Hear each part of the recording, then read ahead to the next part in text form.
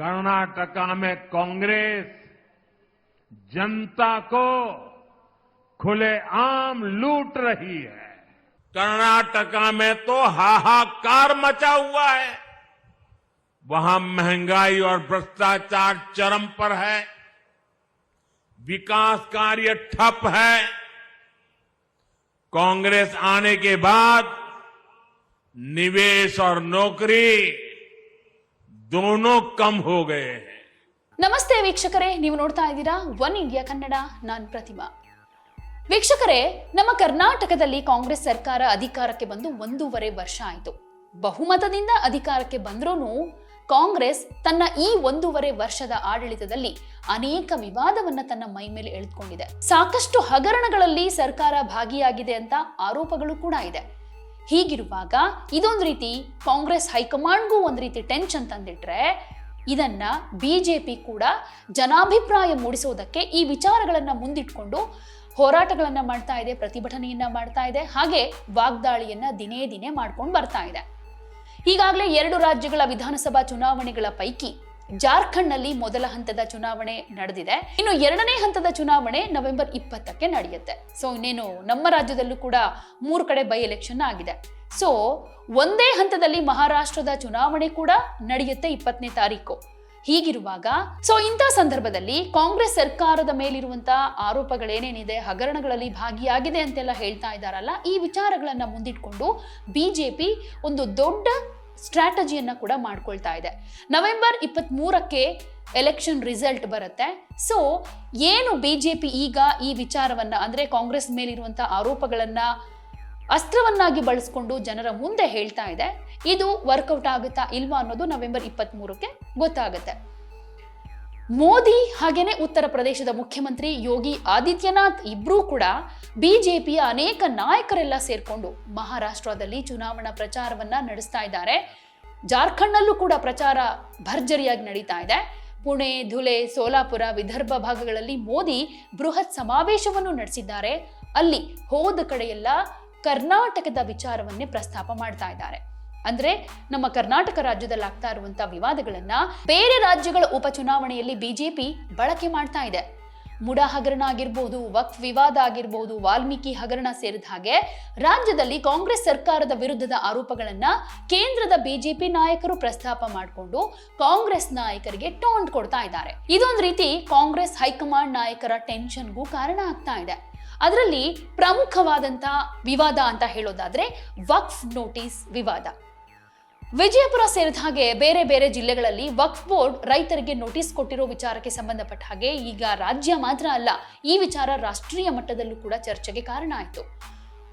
ಜಂಟಿ ಸಂಸದೀಯ ಸಮಿತಿ ಅಧ್ಯಕ್ಷರಾದ ಜಗದಾಂಬಿಕಾ ಪಾಲ್ ಅವರು ರಾಜ್ಯಕ್ಕೆ ಭೇಟಿಯನ್ನು ಕೊಟ್ಟರು. ಹಾಗೆ ದೆಹಲಿ ಮಟ್ಟದಲ್ಲೂ ವಕ್ಫ್ ವಿವಾದ ಚರ್ಚೆಗೆ ಎಡೆ ಮಾಡಿಕೊಟ್ಟಿತ್ತು. ಮಹಾರಾಷ್ಟ್ರ ಹಾಗೆ ಜಾರ್ಖಂಡ್ ಚುನಾವಣೆಯಲ್ಲೂ ಕೂಡ ಈ ವಿವಾದವನ್ನ ಪ್ರಸ್ತಾಪ ಮಾಡಲಾಯಿತು. ಇನ್ನು ಕೇಂದ್ರ ಸರ್ಕಾರ ಜಾರಿಗೆ ತರೋದಕ್ಕೆ ಹೊರಟಿರುವ ವಕ್ಫ್ ತಿದ್ದುಪಡಿ ವಿಧೇಯಕದ ಸಮರ್ಥನೆಗೂ ಕೂಡ ಬಿಜೆಪಿ ಇದನ್ನ ಬಳಕೆ ಮಾಡ್ಕೊಳ್ತಾ ಇದೆ. ಇದರ ಜೊತೆಗೆ ಮುಡಾ, ವಾಲ್ಮೀಕಿ ಹಗರಣ ಕೂಡ ಬಿಜೆಪಿಗೆ ಒಂದು ದೊಡ್ಡ ಅಸ್ತ್ರವಾಗಿ ಸಿಕ್ತು. ಸಿಎಂ ಸಿದ್ದರಾಮಯ್ಯ ಹಾಗೆ ಅವರ ಕುಟುಂಬದ ವಿರುದ್ಧ ಕೇಳಿ ಬಂದಿದ್ದಂತಹ ಮುಡಾ ಹಗರಣ ರಾಷ್ಟ್ರೀಯ ಮಟ್ಟದಲ್ಲಿ ಚರ್ಚೆಗೆ ಕಾರಣ ಆಯಿತು. ಮುಡಾ ಹಗರಣದಲ್ಲಿ ಈಗಾಗಲೇ ಇಡಿ ಪ್ರಕರಣ ದಾಖಲು ಮಾಡಿಕೊಂಡಿದೆ. ಸಿಎಂ ಆಪ್ತ ಹಾಗೆ ಸಂಸದ ಕುಮಾರ್ ನಾಯಕ್ ಅವರನ್ನ ವಿಚಾರಣೆಗೂ ಒಳಪಡಿಸಲಾಗಿದೆ. ಸೊ ಈ ಹಗರಣವನ್ನ ಕೇಂದ್ರದ ಬಿಜೆಪಿ ನಾಯಕರು ದೆಹಲಿ ಮಟ್ಟದಲ್ಲಿ ಪ್ರಸ್ತಾಪ ಮಾಡ್ತಿದ್ದಾರೆ. ಕೇಂದ್ರ ಸರ್ಕಾರದ ವಿರುದ್ಧ ಕಾಂಗ್ರೆಸ್ ನಾಯಕರು ಆರೋಪ ಮಾಡ್ತಾ ಇದ್ರೆ ಅದಕ್ಕೆ ಮುಡಾ ಹಗರಣವನ್ನ ಅಸ್ತ್ರವನ್ನಾಗಿ ಬಳಕೆ ಮಾಡಿಕೊಂಡು ತಿರುಗೇಟನ್ನ ಕೊಡ್ತಾ ಇದ್ದಾರೆ. ಸೊ ಇಲ್ಲಿ ಮುಖ್ಯಮಂತ್ರಿ ಅವರ ಮೇಲೇನೆ FIR ದಾಖಲಾಗಿದೆ.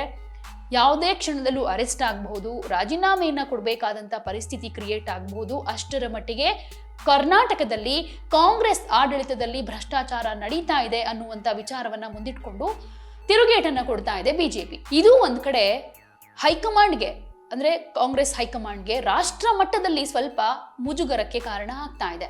ವಾಲ್ಮೀಕಿ ಹಗರಣ ವಿಚಾರದಲ್ಲೂ ಹೀಗೆ ಆಗ್ತಾ ಇದೆ. ಇನ್ನು ಇತ್ತೀಚೆಗಷ್ಟೇ ಮೋದಿಯವರು ಪ್ರಸ್ತಾಪ ಮಾಡಿದ್ರು ಅಬಕಾರಿ ಹಗರಣದ ಬಗ್ಗೆ. ಯಾಕಂದ್ರೆ ವೈನ್ ಮರ್ಚೆಂಟ್ ಅಸೋಸಿಯೇಷನ್ ಅಬಕಾರಿ ಇಲಾಖೆಯ ವಿರುದ್ಧನೇ ಭ್ರಷ್ಟಾಚಾರದ ಆರೋಪವನ್ನ ಮಾಡಿದ್ದು ಕೇಂದ್ರ ಬಿಜೆಪಿ ನಾಯಕರಿಗೆ ಇದು ಒಂದು ರೀತಿ ದೊಡ್ಡ ಅಸ್ತ್ರ.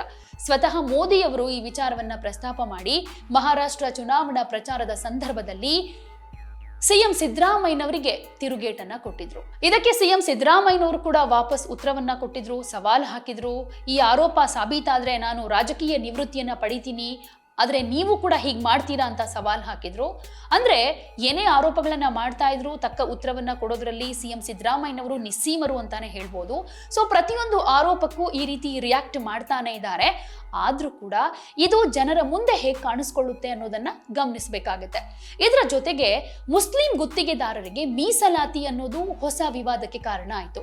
ಯಾಕೆಂದ್ರೆ ಈಗಾಗಲೇ ಸಾಕಷ್ಟು ವಿವಾದಗಳ ಮಧ್ಯೆ ಮುಸ್ಲಿಂ ಗುತ್ತಿಗೆದಾರರಿಗೆ 4% ಮೀಸಲಾತಿ ಬೇಡಿಕೆ ವಿಚಾರವಾಗಿ ಮುಸ್ಲಿಂ ಶಾಸಕರ ನಿಯೋಗ ಸಿಎಂ ಸಿದ್ದರಾಮಯ್ಯನವರಿಗೆ ಮನವಿಯನ್ನ ಸಲ್ಲಿಸಿದ್ದು, ಇದನ್ನ ಪರಿಶೀಲನೆ ಮಾಡಬೇಕು ಅಂತ ಸಿಎಂ ಸೂಚನೆಯನ್ನ ಕೂಡ ಕೊಟ್ಟಿದ್ರು. ನಂತರ ಅದೆಲ್ಲವೂ ಸುಳ್ಳು, ಬೇಡಿಕೆ ಬಂದಿದ್ದು ನಿಜ, ಆದರೆ ಅದ್ರ ಬಗ್ಗೆ ತೀರ್ಮಾನವನ್ನ ಮಾಡಿಲ್ಲ ಅಂತ ಹೇಳಿದ್ರು ಅದು ಒಂದ್ ರೀತಿ ವಿವಾದಕ್ಕೆ ಕಾರಣ ಆಯ್ತು.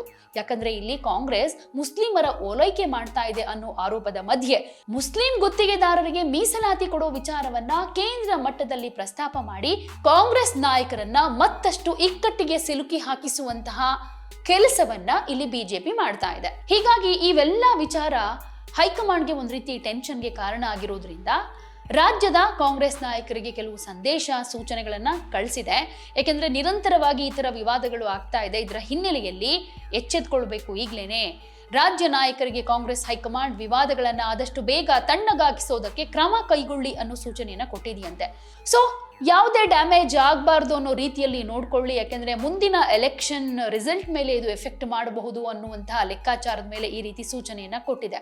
ಹಾಗೆ ಮೋದಿ ಅವರು ಸಿದ್ದರಾಮಯ್ಯನವ್ರ ಮೇಲೆ ಈ ರೀತಿ ಟಾರ್ಗೆಟ್ ಮಾಡ್ತಾ ಇರೋದು ಇದೇ ಫಸ್ಟ್ ಟೈಮ್ ಏನಲ್ಲ. ಅಂದ್ರೆ ಈಗ ಎಲೆಕ್ಷನ್ ಬಂತು ಅನ್ನೋ ಕಾರಣ ಅಲ್ಲ, ಈ ಹಿಂದೆ ಲೋಕಸಭಾ ಎಲೆಕ್ಷನ್ ಟೈಮ್ನಲ್ಲೂ ವಿಧಾನಸಭಾ ಚುನಾವಣೆಯ ಪ್ರಚಾರದ ಸಂದರ್ಭದಲ್ಲೂ ಭ್ರಷ್ಟಾಚಾರ ಹಾಗೆ ಪಂಚ ಗ್ಯಾರಂಟಿಗಳ ಬಗ್ಗೆ ಮೋದಿ ಅವರು ಟಾರ್ಗೆಟ್ ಮಾಡಿ ಮಾತಾಡಿದ್ರು. ಸಿಎಂ ಸಿದ್ದರಾಮಯ್ಯನವರ ಆಡಳಿತದಲ್ಲಿ ಏನೇನಾಗ್ತಾ ಇದೆ, ಅದರಲ್ಲೂ ಗ್ಯಾರಂಟಿ ಯೋಜನೆಗಳನ್ನ ಜಾರಿಗೆ ತಂದ ಮೇಲೆ ಏನೇನೆಲ್ಲ ಆಯ್ತು, ಆರ್ಥಿಕವಾಗಿ ಕರ್ನಾಟಕದಲ್ಲಿ ಸಾಕಷ್ಟು ಸವಾಲುಗಳನ್ನ ಎದುರಿಸಬೇಕಾಗತ್ತೆ, ದಿವಾಳಿಯಾಗತ್ತೆ ಅಂತೆಲ್ಲ ಹೇಳಿಕೆಗಳನ್ನ ಕೊಟ್ಟು ರಾಜ್ಯ ಕಾಂಗ್ರೆಸ್ನ ವಿರುದ್ಧ ಹರಿಹಾಯ್ದಿದ್ರು. ಇದಕ್ಕೆ ಸಿದ್ದರಾಮಯ್ಯನವರು ಕೂಡ ಪ್ರತ್ಯುತ್ತರ ಕೊಟ್ಟು ತಮ್ಮ ಯೋಜನೆಗಳನ್ನ ತಮ್ಮ ನಿರ್ಧಾರಗಳನ್ನ ಸಮರ್ಥನೆ ಮಾಡ್ಕೊಂಡಿದ್ರು. ಈಗ ಮಹಾರಾಷ್ಟ್ರ ಜಾರ್ಖಂಡ್ನಲ್ಲಿ ಎಲೆಕ್ಷನ್ ಇರೋದ್ರಿಂದ ಈ ವಿಚಾರಗಳನ್ನ ಪ್ರಸ್ತಾಪ ಮಾಡ್ತಾ ಒಂದು ಕಡೆ ಕರ್ನಾಟಕದಲ್ಲಿ ಏನೇನಾಗ್ತಾ ಇದೆ, ಭ್ರಷ್ಟಾಚಾರದ ಆರೋಪ ಏನೇನಿದೆ ಇವುಗಳನ್ನ ಮೆನ್ಷನ್ ಮಾಡ್ತಾ ಮಹಾರಾಷ್ಟ್ರದಲ್ಲಿ ಜಾರ್ಖಂಡ್ನಲ್ಲಿ ಚುನಾವಣಾ ರ್ಯಾಲಿಗಳಲ್ಲಿ ಮೋದಿಯವರು ಈ ವಿಚಾರವನ್ನ ಮುಂದಿಟ್ಕೊಂಡು ಸಾಕಷ್ಟು ಸ್ಟ್ರಾಟಜಿಯನ್ನ ರೂಪಿಸ್ತಾ ಇದ್ದಾರೆ ಅಂತಾನೆ ಹೇಳ್ಬೋದು. ಯಾಕೆಂದ್ರೆ ಕಾಂಗ್ರೆಸ್ ಕೈಗೆ ಅಧಿಕಾರ ಕೊಟ್ರೆ ಏನೇನಾಗುತ್ತೆ ಅನ್ನುವಂಥ ಎಕ್ಸಾಂಪಲ್ಗಳನ್ನ ಕೊಡ್ತಾ ಮತದಾರರ ಗಮನ ಸೆಳೆಯೋದಕ್ಕೆ ಪ್ರಯತ್ನ ಪಡ್ತಿದ್ದಾರೆ. ಆದ್ರೆ ನಿಜಕ್ಕೂ ಮತದಾರರು ಇದನ್ನೆಲ್ಲ ಯಾವ ರೀತಿ ಕನ್ಸಿಡರ್ ಮಾಡ್ತಾರೆ ಅಂದ್ರೆ ಕರ್ನಾಟಕದ ವಿಷಯ ಅಂತ ಸುಮ್ಮನೆ ಆಗ್ಬಹುದಾ, ಅಥವಾ ಕರ್ನಾಟಕದಲ್ಲಿ ಕಾಂಗ್ರೆಸ್ ಇರೋದ್ರಿಂದ ಬೇರೆ ಕಡೆನೂ ಕಾಂಗ್ರೆಸ್ ಬಂದ್ರೆ ಇದೇ ಪರಿಸ್ಥಿತಿ ಆಗುತ್ತೆ ಅಂತ ಅಲ್ಲಿನ ಜನ ಅಂದ್ಕೊಳ್ತಾರಾ? ಅದ್ ಗೊತ್ತಿಲ್ಲ. ಸೊ ನವೆಂಬರ್ 23ಕ್ಕೆ ರಿಸಲ್ಟ್ ಬರುತ್ತೆ. ರಿಸಲ್ಟ್ ಮೇಲೆ ಒಂದ್ ರೀತಿಯಾಗಿ ಈ ಲೆಕ್ಕಾಚಾರಗಳು ಯಾವ ರೀತಿ ವರ್ಕೌಟ್ ಆದ್ವು, ಫೇಲ್ಯೂರ್ ಆದ್ವು ಅನ್ನೋದು ಗೊತ್ತಾಗುತ್ತೆ. ಸೊ ನಿಮ್ಗೇನಂತ ಅನ್ಸುತ್ತೆ? ಈಗ ಮೋದಿ ಅವರು ಏನು ಕರ್ನಾಟಕದ ವಿಚಾರಗಳನ್ನ ಪ್ರಸ್ತಾಪ ಮಾಡಿಕೊಂಡು ಇಲ್ಲಿ ಕರ್ನಾಟಕವನ್ನೇ ಟಾರ್ಗೆಟ್ ಮಾಡಿಕೊಂಡು ಪ್ರಚಾರಗಳಲ್ಲಿ ಕೆಲವೊಂದು ವಿಷಯಗಳನ್ನ ಪ್ರಸ್ತಾಪ ಮಾಡ್ತಾ ಇದ್ದಾರೆ ಅಂತಂದ್ರೆ ಇದು ಜಾರ್ಖಂಡ್ ಮಹಾರಾಷ್ಟ್ರ ಎಲೆಕ್ಷನ್ ರಿಸಲ್ಟ್ ಮೇಲೆ ಎಫೆಕ್ಟ್ ಉಂಟು ಮಾಡುತ್ತಾ ಇಲ್ವಾ? ನಿಮ್ಮ ಅಭಿಪ್ರಾಯವನ್ನ ಕಮೆಂಟ್ ಮೂಲಕ ತಿಳಿಸಿ. कांग्रेस के झूठ पर विश्वास करके वो लोग पछता रहे हैं जिन्होंने अपने राज्य में कांग्रेस को मौका दिया। कांग्रेस के झूठ की गुट्टी ने कर्नाटका और तेलंगाना को भी नहीं छोड़ा है। कर्नाटका में तो हाहाकार मचा हुआ है। वहां महंगाई और भ्रष्टाचार चरम पर है, विकास कार्य ठप है। कांग्रेस आने के बाद निवेश और नौकरी दोनों कम हो गए हैं। अच्छे खासे राज्यों को बर्बाद कैसे किया जाता है ये कांग्रेस वहां करके दिखा रही है। और कांग्रेस की इस चालबाजी में उसकी पिछलग्गू पार्टी भी हां में हां मिला रही है। ये कट्टर बेईमान पार्टी है। इस पार्टी की भी एक ही नीति है चुनाव जीतने के लिए जनता का खजाना खाली करो। आप पंजाब की हालत देखिए, क्या कर दी है। हरियाणा के लोगों को ऐसी पार्टियों को सरकार के पास भी नहीं फटकने देना है। हरियाणा को बचाने के लिए करना पड़ेगा, आपके बच्चों के भविष्य को बचाने के लिए करना पड़ेगा। साथियों, मैं कांग्रेस और उसका गाजा बाजा बजाने वालों को यहां कुरुक्षेत्र से आज एक और चुनौती देता हूं। कांग्रेस किसानों के लिए बड़ी बड़ी बातें करती है, उन्हें बड़े बड़े सपने दिखाती है। सच्चाई ये है, ये झूठ के अलावा कुछ नहीं है। अगर कांग्रेस में दम है तो वो कर्नाटका और तेलंगाना में अपनी किसान योजनाएं वहां लागू क्यों नहीं करते हैं? कहीं तो करके दिखाओ। किसान तो किसान है, हरियाणा के हो या फिर कर्नाटका के। फिर सिर्फ झूठी बातें कांग्रेस क्यों करती रहती है? जमीन पर करके क्यों नहीं दिखाते?